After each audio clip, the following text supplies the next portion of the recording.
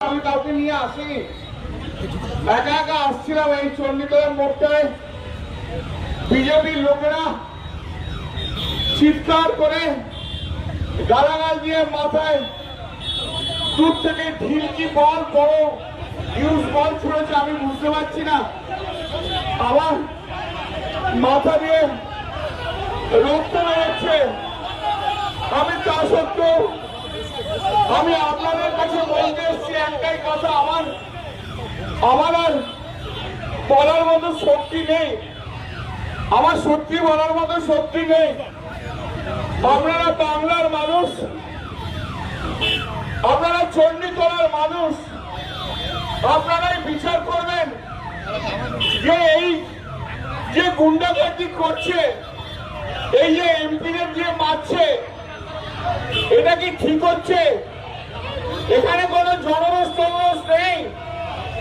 7-8 জন লোক মিলে বিজেপির 10 জন গেরুয়া ফেটটি বেঁধে আমাদের আগের সব কর্মীদের মারধর করছিল, আর এখনো আমাকে পর্যন্ত ছাড়েনি। কৌশিকের মুখ ফাটিয়ে দিয়েছে।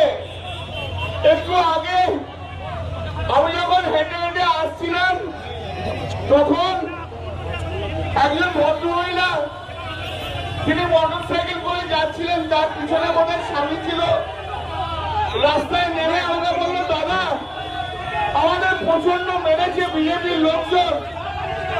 সারা পশ্চিমবাংলায় যেভাবে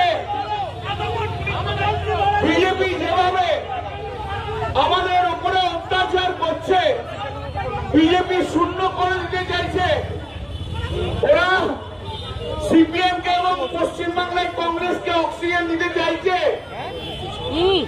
আমি আপনাদের কাছে আমি আবার এই মাইকের মাধ্যম দিয়ে আমি সারা বাংলার মানুষকে একটা জিনিসই বলতে চাই, যে আপনারা এই কর্মকে সমর্থন করছেন তো ওরা যেভাবে বিরোধীদের মারধর করছে, এমপিকেও দেখলে ওপর